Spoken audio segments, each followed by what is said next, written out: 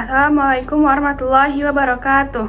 Perkenalkan, kami dari kelompok 8 yang beranggotakan 4 orang dengan saya sendiri, Kania Aurensi Tompul. Saya Nahdan Zahra. Saya Regina Cecilia Manulang. Saya Kesita Borumani. Di video kali ini kami akan menampilkan identifikasi dari sifat-sifat permukaan dan juga sifat-sifat dari koloid. Selamat menyaksikan. Adapun bahan-bahan yang digunakan pada percobaan ini yaitu deterjen bubuk, sabun cuci piring, minyak goreng, minyak jelantah, 2 wadah berisi air, dan kain putih. Baik, yang pertama itu adalah surfaktan sabun cuci piring. Sabun cuci piring mengandung surfaktan yang berperan penting dalam membersihkan kotoran dan lemak. Langkah awal yang kita lakukan itu ialah masukkan sabun cuci piring ke dalam wadah berisi air, kemudian aduk hingga merata. Nah, yang kedua itu siapkan kain putih dan buat 2 tetes minyak goreng ke dalamnya. Kemudian masukkan kain ke dalam wadah yang disiapkan tadi. Kemudian tunggu beberapa menit untuk melihat hasil dari minyak yang diperoleh. Nah, terakhir itu angkat kainnya untuk kita melihat hasilnya. Nah, ketika sabun cuci piring dicampurkan dengan air dan minyak goreng, bagian kepala surfaktan akan tertarik ke air. Kemudian, bagian ekornya akan tertarik ke minyak. Hal ini menyebabkan minyak goreng terpecah menjadi tetesan kecil yang terbungkus oleh surfaktan. Tetesan minyak yang terbungkus ini kemudian dapat dihilangkan dengan air.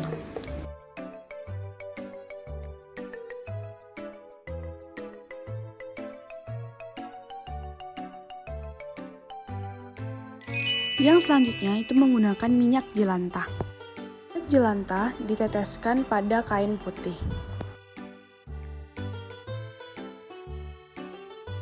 Kemudian dengan perlahan-lahan dimasukkan ke dalam wadah yang telah berisi surfaktan sabun cuci piring.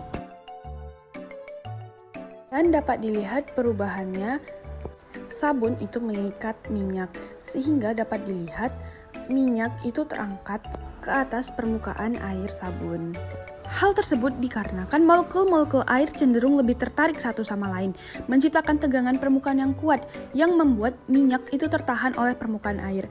Dan minyak memiliki massa jenis yang lebih rendah dibanding air, sehingga tidak ada minyak yang tenggelam di dalam air.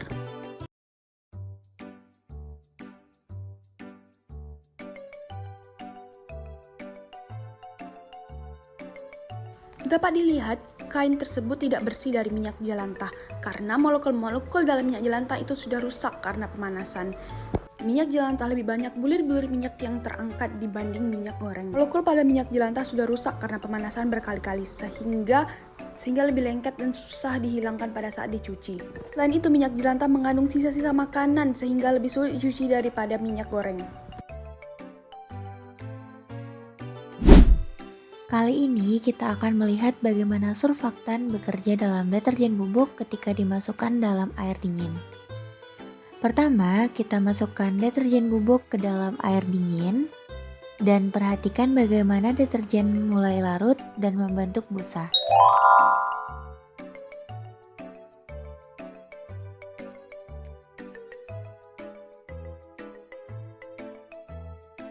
Disinilah peran penting dari surfaktan. Bagian hidrofobik dan surfaktan akan mengikat kotoran minyak yang ada pada kain, sementara bagian hidrofilik terhubung dengan air. Ketika kain yang kotor penuh minyak dimasukkan ke dalam larutan tersebut, minyak yang melekat pada kain mulai terlepas dan terikat pada gelembung busa yang dihasilkan oleh surfaktan. Minyak terjebak di dalam busa sehingga kain kembali menjadi lebih bersih. Proses ini menunjukkan bagaimana surfaktan dapat memecah molekul minyak dan membawanya menjauh dari kain.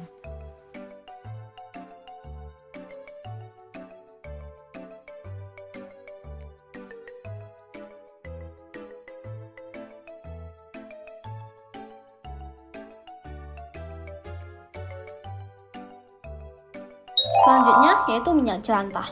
Minyak jelantah itu adalah minyak makan yang sudah dilakukan beberapa kali untuk penggorengan. Nah, langkah pertamanya, minyak jelantah ditaruh ke dalam kain bersih, lalu disebarkan secara merata.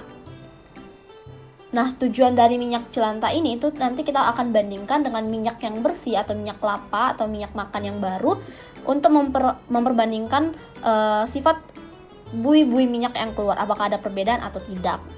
Nah, setelah dimasukkan ke dalam air yang berisi surfaktan yang kami gunakan itu deterjen, ditunggu beberapa menit atau ditunggu beberapa detik, lalu ada minyak-minyak yang akan mengikat bernyatu dengan sabun-sabun yang akan disebut dengan emulsi. Hanya saja minyak-minyak tersebut sangat sedikit dan sapu tangan atau kain tersebut tidak bersih dengan sempurna. Itu tanpa dilakukan pengecekan. Nah, hasil yang diambil dari kesimpulan minyak jelantah ini, dia itu selain mengandung lemak, juga terdapat sisa-sisa makanan yang terkandung di dalam minyak jelantah ini, sehingga akan lebih sulit dipecah oleh deterjen. Itu sebabnya minyak jelantah dengan minyak goreng lebih berbeda perbandingannya, lebih jauh lebih bersih minyak goreng. Kemudian dilakukan terhadap air panas. Uji surfaktan sabun cuci piring. Air panas dalam surfaktan akan meningkatkan mobilitas molekul surfaktan dalam sabun cuci piring. Nah, Pertama dilakukan terhadap minyak goreng.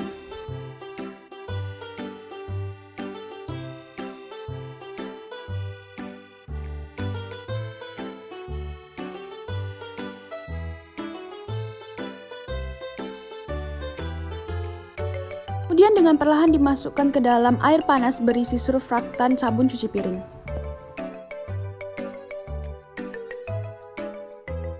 sedangkan pada minyak goreng, air panas akan menurunkan viskositas minyak goreng yang membuatnya lebih encer dan mudah tercampur dengan air.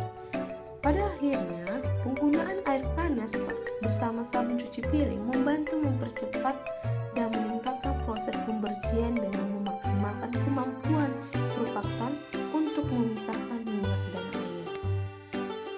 Selain itu, dapat dilihat bahwa minyak berada di atas air. Selanjutnya adalah uji menggunakan minyak jelantah dan surfaktan yang sama, yaitu sunlight. Dilakukan uji yang sama, hanya saja menggunakan suhu air yang lebih panas. Minyak jelantah yang mengandung kotoran dan senyawa teroksidasi akibat pemakaian berulang memiliki sifat yang berbeda dari minyak baru. Kotoran ini membuat emulsi lebih sulit terbentuk dan cenderung kurang stabil karena mengganggu interaksi antara air dan minyak. Ketika surfaktan seperti sunlight digunakan dengan air panas, ada peningkatan efektivitas dalam menurunkan tegangan permukaan. Hal ini terjadi karena suhu panas mempercepat gerakan molekul, membuat surfaktan lebih cepat menyebar di permukaan dan memperbaiki pencampuran antara air dan minyak jelantah. Meskipun begitu, kestabilan emulsi tetap menjadi hal yang sulit untuk dilakukan. Air panas memang mempercepat proses ini, tetapi residu dalam minyak bisa menyebabkan emulsi lebih cepat memisah dan kembali. Sifat-sifat lain seperti viskositas yang dapat menurunkan dengan pemanasan juga mempengaruhi kestabilan.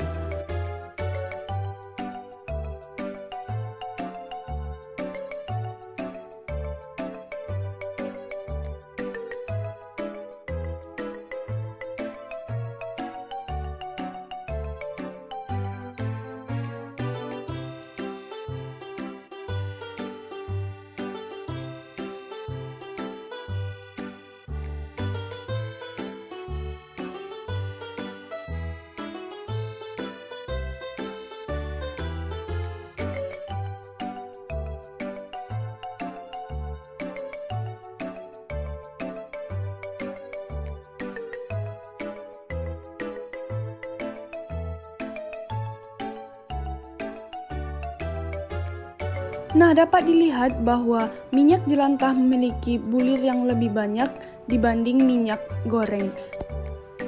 Dan terlihat pada kain minyak jelantah lebih kotor dibanding minyak goreng.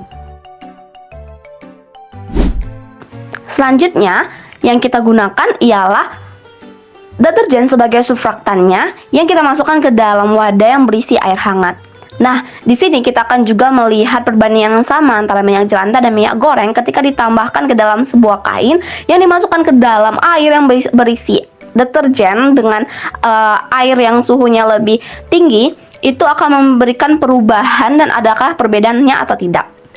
Nah, pertama-tama air hangat itu diisi dengan deterjen dengan surfaktannya, kemudian diaduk, lalu dituangkan kain putih. Pada kain putih minyak goreng, habis itu disebarkan secara merata, lalu dimasukkan ke dalam air hangat pelan-pelan. Nah, setelah ditunggu beberapa menit, itu akan ada muncul seperti pada video, muncul molekul-molekul minyak yang akan mengikat dengan deterjennya. Nah, hal ini pada deterjen itu akan bekerja dan memecah molekul minyak goreng, membantu menghilangkan minyak-minyak dari kainnya. Nah, dalam air hangat ini proses ini lebih cepat karena panas dari air itu membantu melonggarkan minyak dari serat kain, sehingga minyak goreng itu cenderung lebih mudah larut oleh deterjen, sehingga kainnya akan lebih cepat bersih. Nah, pada kain putih tersebut, apabila ditengok secara teliti, itu akan masih ada tertinggal minyak-minyaknya karena tidak ada dilakukan pengadukan atau tidak ada dilakukan pengocokan pada kain putihnya. Jadi, tapi secara kasat mata, hasil yang dinampak dari video, kain putihnya itu sangat bersih dan akan ada perbedaannya pada minyak jelantah.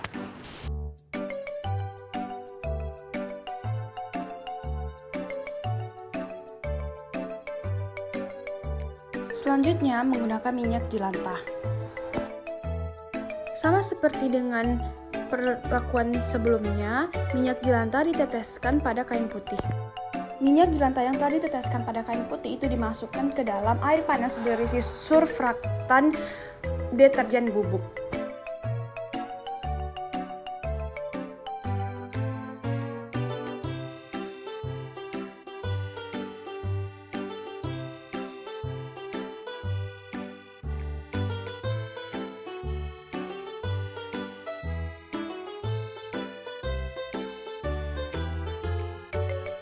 Lalu dapat dilihat bulir-bulir dari minyak jelantah itu terangkat ke atas karena tegangan permukaan air.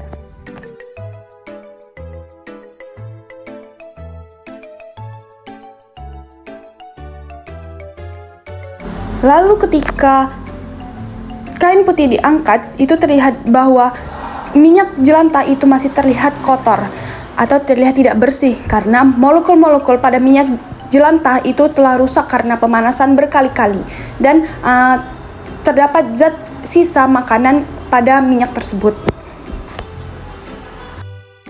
Nah, dapat dilihat perbedaan dari kain antara minyak goreng dengan minyak jelantah. Hal tersebut dikarenakan molekul dari minyak goreng itu telah rusak karena pemanasan berkali-kali.